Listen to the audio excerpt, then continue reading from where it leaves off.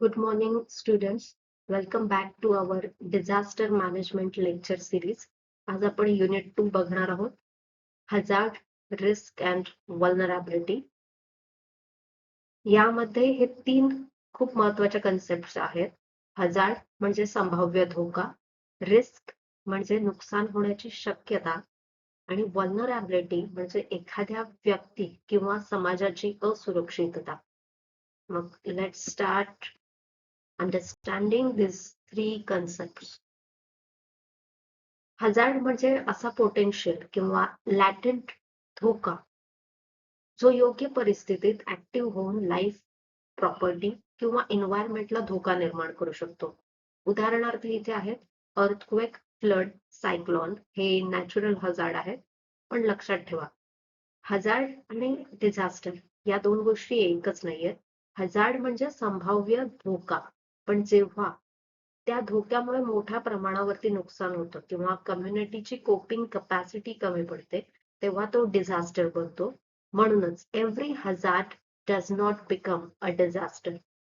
आता हजार्डचे काही प्रकार आहेत. सडन ऑनसेट हजार्ड्स आणि slow onset hazards. Earthquake, tsunami, flood, cyclone हे सडन मध्ये येतात.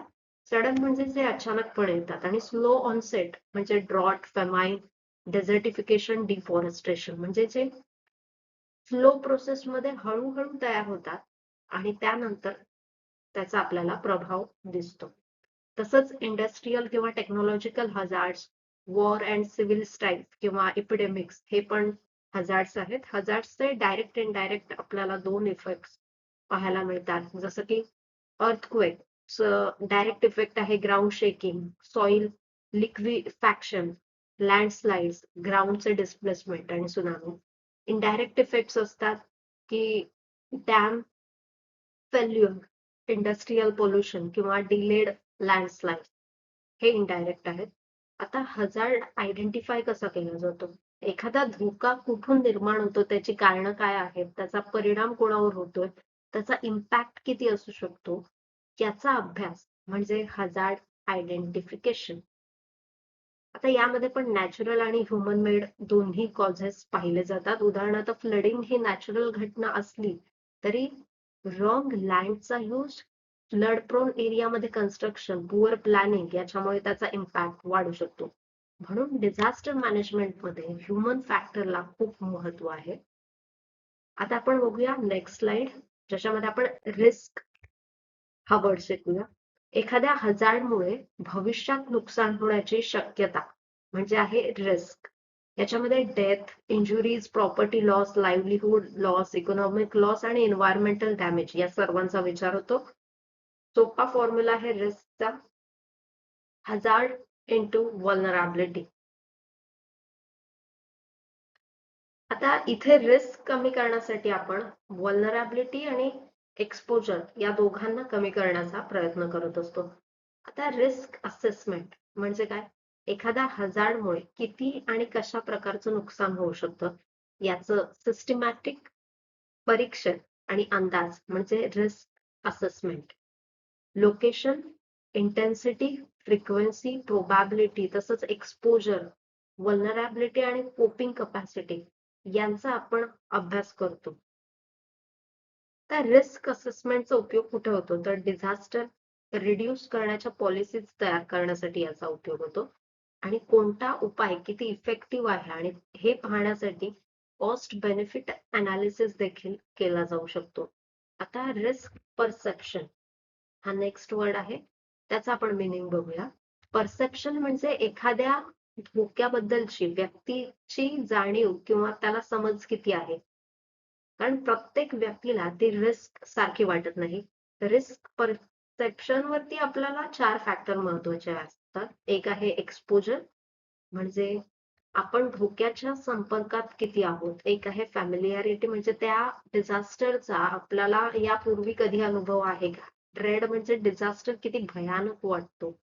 आणि प्रिव्हेंटॅबिलिटी हा धोका प्रिव्हेन्शन किंवा मिटिगेशनने कमी करता येईल असा आपल्याला किती विश्वास आहे. या 4 गोष्टींवरती आपल्याला रिस्कचं परसेप्शन कळतंय. आता आहे नेक्स्ट वर्ड आहे वल्नरॅबिलिटी. याचा अर्थ काय आहे? एखाद्या व्यक्ती, कम्युनिटी किंवा सिस्टीमला डिझास्टरचा फटका किती सहज किंवा गंभीरपणे बसू शकतो, ही त्याची असुरक्षितता किंवा संवेदनशीलता. उदाहरणार्थ 2 गाव आहेत, समान फ्लड आलाय, पण एका गावातल्या बिल्डिंग्स खूप मजबूत आहेत आणि दुसरं जे गाव आहे तिथे खूप कन्स्ट्रक्शन वीक आहे, घर वीक आहेत. त्यामुळे दुसरं जे गाव आहे त्याची वल्नरॅबिलिटी ही खूप जास्त आहे. वल्नरॅबिलिटी वरती physical, social, economic, institutional, political हे सगळे की फॅक्टर्स, एन्व्हायरमेंटल फॅक्टर्स हे परिणाम करत असतात. आता वल्नरॅबिलिटीचे टाइप्स, रिसोर्सेसचा अभाव असणं, सोशल इन्स्टिट्यूशन्स कमजोर असणं, एन्व्हायरमेंटचं डिग्रेडेशन, मजबूत इन्स्टिट्यूशनचा अभाव असणं, एज्युकेशन म्हणजे इन्फॉर्मेशन आणि नॉलेजचा अभाव असणं, म्हणजे लोकांना माहीतच नाहीये की पूर आल्यानंतर आपल्याला काय करायचंय, हा म्हणजे त्या इन्फॉर्मेशन आणि नॉलेजचा अभाव आहे. ऍटिट्यूडनल आणि मोटिवेशन म्हणजे अवेअरनेस आणि चेंज करण्याची इच्छा कमी असणं किंवा पॉलिटिकल पॉवर आणि रिप्रेझेंटेशनचा अभाव असणं, कल्चरल म्हणजे हार्मफुल बिलीफ्स किंवा ब्लाइंड फेथ असणं, वीक बिल्डिंग्स, इन्फ्रास्ट्रक्चर आणि फिजिकल वल्नरेबल पीपल. तो या सगळ्या गोष्टी ह्याच्यावरती परिणाम करत असतात. आता वल्नरॅबिलिटी वाढवणारे काही फॅक्टर्स आहेत, ते आहेत poverty, population displacement, urbanisation, inequality, unsafe settlements, weak infrastructure आणि वीक गव्हर्नन्स याचा समावेश होतो. विशेषतः पॉप्युलेशन डिस्प्लेसमेंट हा डिझास्टरचा कॉज देखील असू शकतो आणि कॉन्सिक्वेन्स देखील. त्या रुरल टू अर्बन मायग्रेशनमुळे अनप्लॅन्ड अर्बनायझेशन आणि अनसेफ सेटलमेंट्स वाढू शकतात आणि डिझास्टर झाल्यानंतर लोकांना लाईव्हलीहूड आणि घर गमावून डिस्प्लेसमेंटला सामोरं जावं लागू शकतं. आता आपण हे सगळे वर्ड्स पाहिले. लास्ट 30 सेकंड्स एक क्विक रिव्हिजन.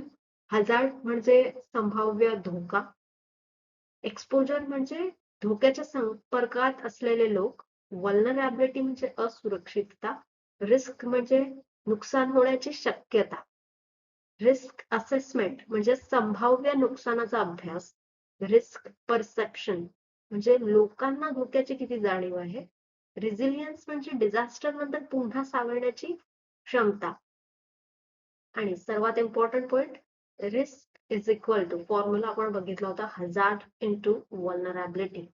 म्हणून डिझास्टर मॅनेजमेंट म्हणजे फक्त डिझास्टर झाल्यानंतर रेस्क्यू करणं नाही, तर डिझास्टर येण्याआधी तो हझार्ड ओळखणं, रिस्क असेस करणं, वल्नरॅबिलिटी आणि एक्सपोजर कमी करणं आणि कम्युनिटीची रेझिलियन्स वाढवणं. तर हा आहे खरा डिझास्टर मॅनेजमेंटचा अप्रोच.